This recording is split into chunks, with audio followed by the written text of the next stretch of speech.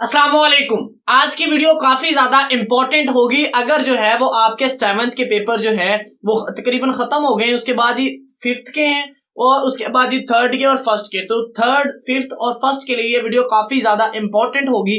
अगर आप ये जो मैं अब आपके साथ बातें शेयर करूंगा, अगर आप इस वीडियो को मुकम्मल देखते हैं और इन बातों का पेपर के अंदर ख्याल रखते हो तो इंशाल्लाह अज़्ज़ व जल आपके नंबर काफी ज्यादा बढ़ जाएंगे, जो अगर आप ये काम नहीं करेंगे तो हेलो दोस्तों, my name is Zeeshan Hussain और आप देख रहे हैं आपका चैनल केमिस्ट्री टाइगर्स।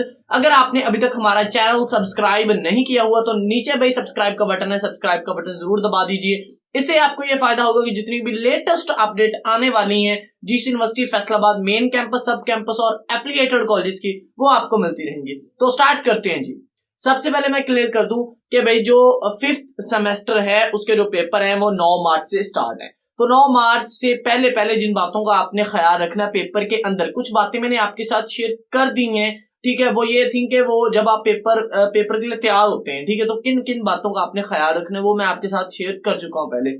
अब जी आप पेपर के अंदर बैठ गए हो और पेपर के अंदर यानी प्रेजेंटेशंस के हवाले से कुछ बातें, कुछ वहां पे बैठने सीटिंग के हवाले से कुछ बातें, वो अब मैं आपके साथ शेयर करने वाला हूँ। सबसे पहले मैं क्लियर कर दूं कि भाई जब आप वहां पे सेंटर में बैठ जाते हैं, अपनी सीट पे बैठ जाते हैं, तो सबसे पहले आपका जो माइंड होना चाहिए वो फ्रेश होना चाहिए। टेंशन नहीं लेनी, आपको आता है नहीं आता वो एक अलग मैटर है, सही है। टेंशन तो बिल्कुल नहीं है, क्योंकि अगर आप टेंशन में रहेंगे तो जो आपको आता है वो भी भूल जाएगा, ठीक है। सो टेंशन नहीं लेनी, जो आता है वो लिख दें, जो नहीं आता वो बाद में देखते हैं क्या करना है उसका। सबसे पहले जी एक चीज ये कि जब भी आप वहां पे बैठे तो सबके साथ पॉजिटिव बिहेवियर शो करना है, ठीक है। पॉजिटिव मतलब निगरान अगर आपको कह रहा है कि भाई इस तरह सीधे हो जाए तो बेशक आप सीधे होकर फिर वहीं हो जाए, लेकिन हो जरूर, ठीक है। ये ना उसे कहें कि भाई जो है मैं तो बिल्कुल सही बैठा हूं, मैं तो ऐसे हूं वैसे हूं, नहीं, उसकी बात माने, ठीक है। मतलब ये कि फर्ज करें आप वो कहता है कि आप सीधे होकर बैठ जाएं, तो आप क्या करें, चेयर हिला लें, ठीक है, थोड़ी से चेंज करके दोबारा फिर बेशक वहीं पे रख लें, लेकिन उसे पता चले कि नहीं इस बंदे ने मेरी बात मानी है, ठीक है, तो वो नेक्स्ट टाइम आपको इस तरह की बात कही गई नहीं। ये एक बात तो क्लियर होगी। दूसरी बात ये कि भाई जब भी आप पेपर लिखें तो जो पेपर के अंदर जो शीट मिलती है आपको उसके इर्द गिर्द मार्जिन लगाएं, ठीक है, मार्जिन लगाएं। मार्जिन क्या होता है, हाशिया होता है। जब आप हाशिया लगा लेंगे और उसके बाद ये हाशिए के अंदर लिखें, बाहर ना जाएं, मार्जिन के अंदर अंदर लिखें, मार्जिन के बाहर ना लगाएं, मतलब ना लिखें उसके बाद, ठीक हो गया जी। उसके बाद नेक्स्ट है जी, आपने जो पेपर लिखना है वो ब्लू इंक से लिखना है, मतलब ब्लू मार्कर यूज करें, ब्लू पेंसिल यूज करें, ब्लू पेन यूज करें। पेन इंक जो है, पेन के साथ आप इंक डालते हो जो, तो वो ब्लू यूज करें। मतलब ये कि आपने हर चीज ब्लू ही यूज करनी है। आमतौर पर जो है वो शीट के ऊपर लिखा होता है कि आपने ब्लैक मार्कर या ब्लैक इंक इस्तेमाल नहीं करनी, तो क्योंकि हमारे पास टाइम इतना होता ही नहीं है कि हम वो शीट को पढ़ें, सो इसलिए जो है वो आपको अभी बता रहा हूं कि आपने ब्लू चीजें ही इस्तेमाल करनी है, ठीक हो गया जी। ब्लू चीजें ही इस्तेमाल करनी है, ब्लू पेन यूज करें, ब्लू पेंसिल यूज कर लें, ब्लू मार्कर यूज कर लें, मार्जिन का लाजमी इस्तेमाल करना है।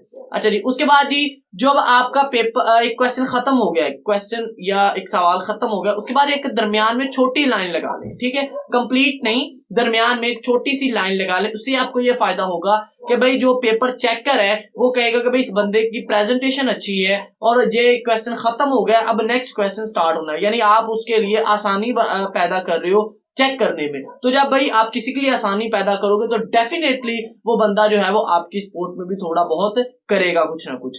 क्लियर है जी। अब उसके बाद नेक्स्ट चीज ये है कि जो भी आपको क्वेश्चंस आते हैं, जो क्वेश्चंस आपको अच्छे से आते हैं वो पहले लिखें, क्योंकि भाई जो भी बंदा है ना वो सबसे पहले आपको आपके पेपर से आपको जजमेंट करेगा कि आप लायक हैं या फिर ना लायक हैं। तो अगर आपको सारे पेपर जो है वो आपने पहले जो पेपर लिखा है वो नॉर्मल से क्वेश्चंस लिख दिए हैं, उसके बाद अच्छे अच्छे लिख रहे हैं जो आपको आते हैं, तो क्योंकि उसका पहले ही माइंड सेट है कि ये बंदा बस ऐसे ही है, इसको कुछ आता होता था नहीं और इस बंदे ने बस ऐसे, फिर वो जो है वो नंबर आपके थोड़े कम हो जाएंगे, ठीक है।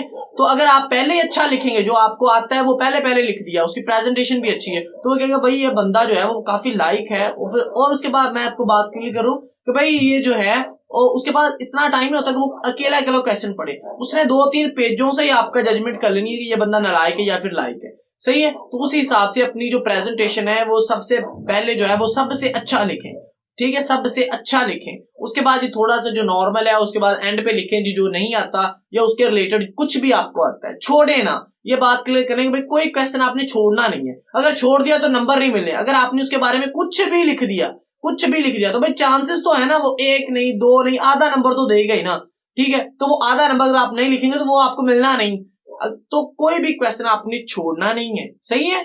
उसके बाद ये नेक्स्ट चीज ये कि अक्सर ये स्टूडेंट गलती करते हैं, वो ये कि भाई वो क्या करते हैं कि जब पेपर नहीं आता, आधा जो आता है वो लिख लिया, उसके बाद ही पेपर उठाया, ये निगरान को दिया और जा ही रहे घर। भाई घर क्या करना है आपने जाके, क्या करना है घर जाके, कोई काम है, ठीक है, पढ़ना ही है ना जाके थोड़ा बहुत, और वो भी अगर ज्यादा छुट्टियां हो तो फिर पढ़ते ही नहीं है हम, सही है। तो भाई सीरियस बता रहा हूँ, रियलिटी बता रहा हूँ, कोई मैं किसी को डिग्रेड नहीं कर रहा, रियलिटी ये है, ठीक है। अगर 2-3 छुट्टियां हैं तो हम 2-3 दिन पढ़ते ही नहीं है, एंड वाली रात पढ़ते हैं, ठीक है। तो सेम यही कंडीशन है।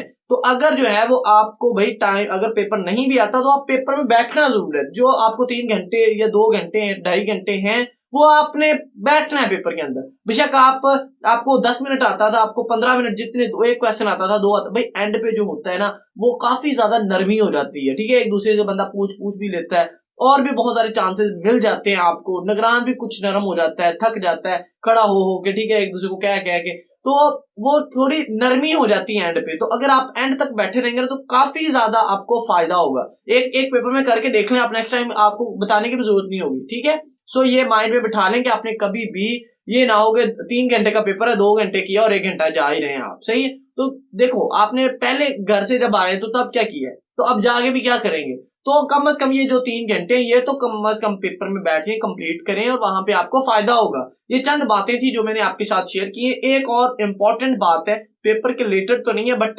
इम्पोर्टेंट काफी है, वो ये है कि भाई जब भी आप पेपर देने जाए ना तो अपने वालिदैन की दुआएं साथ लाजमी लेके जाएं, उनका बहुत ज्यादा फायदा होता है, ठीक है। अगर पेपर नहीं भी आता, मेरा बहुत यकीन है भाई कि अगर आपको पेपर आता है या नहीं आता वो एक अलग मैटर है, लेकिन अगर आप उनका जो है वो दुआ साथ लेके जाते हैं तो यकीन करें आपकी गायबी मदद इतनी होती है ना, तो आपको अगर कुछ नहीं भी आता तो आपको कहीं ना कहीं से कुछ ना कुछ फायदा हो जाता है। और आप वो कोई भी क्वेश्चन, मैंने आज तक ऐसा नहीं देखा कि इस तरह हो और मैंने कोई सवाल छोड़ा हो, नहीं भाई, कुछ ना कुछ कहीं ना कहीं से मदद मिल जाती है, ठीक है। सो भाई अगर आपको ये वीडियो अच्छी लगी तो वीडियो को लाइक करना ना भूलिएगा। ये कुछ टिप्स मैंने आपके साथ शेयर की हैं, अपने माइंड में जरूर रखिएगा, और वीडियोस भी दूसरों के साथ शेयर करें। अगर आपने चैनल ही सब्सक्राइब नहीं किया हुआ तो भाई की सपोर्ट में भी सब्सक्राइब कर दो, क्योंकि भाई आपके लिए इतना कुछ कर रहा है तो आपका भी फर्ज बनता है छोटी सी एक सब्सक्राइब का बटन दबाने से ना आपके पैसे जाया होने और ना आपका अंगूठा दर्द होना है, ठीक है। तो मिलते हैं अगली वीडियो में, तब तक के लिए अल्लाह हाफिज।